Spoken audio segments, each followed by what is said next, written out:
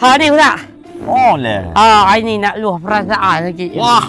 Jadi mana? Oh, kawan-kawan saya pakat kena buruk. Oh, musik ni. Nengok. Oh, kawan A. Ha. Dia bagi dah 50,000 kepada tuan nak buat amuh tu. Pi tengok tapak amuh. Kosong, tik tambul pun.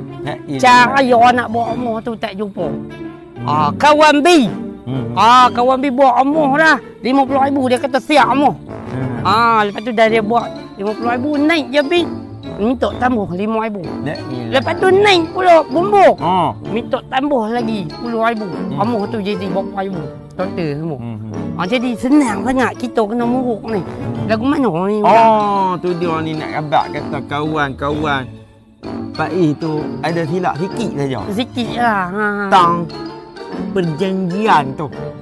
Perjanjian tu dia ada milestone dia tu. Jadi kalau naik 15% bayar sekian-sekian. Kalau naik 25% bayar sekian-sekian. Tuan Tanah kena mai tengok dulu.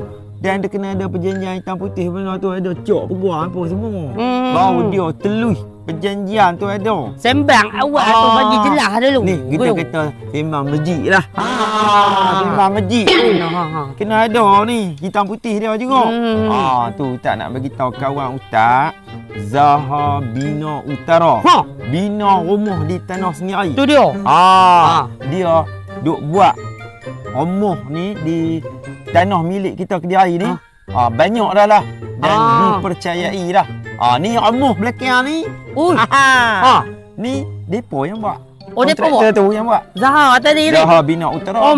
Bina rumah di tanah Kediri. Rumah ni lagu model. Rumah ni 4 bilik, 2 bilik air. Tu dia. Cantik rumah ni, elok. 200,000 mah. Wah, mau tuduh lagu tu tak ada. 150,000 ke bawah ni lagu ni. Ke bawah lah. Boleh buat 14 biji. Boleh aja semua.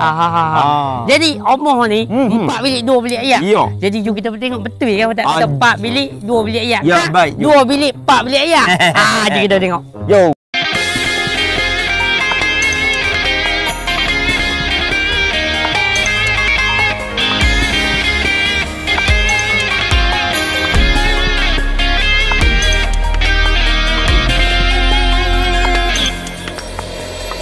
Okey, sekarang kita bermula dengan kawasan dapur dia. Cuba tengok. Okey, cantik dapur dia.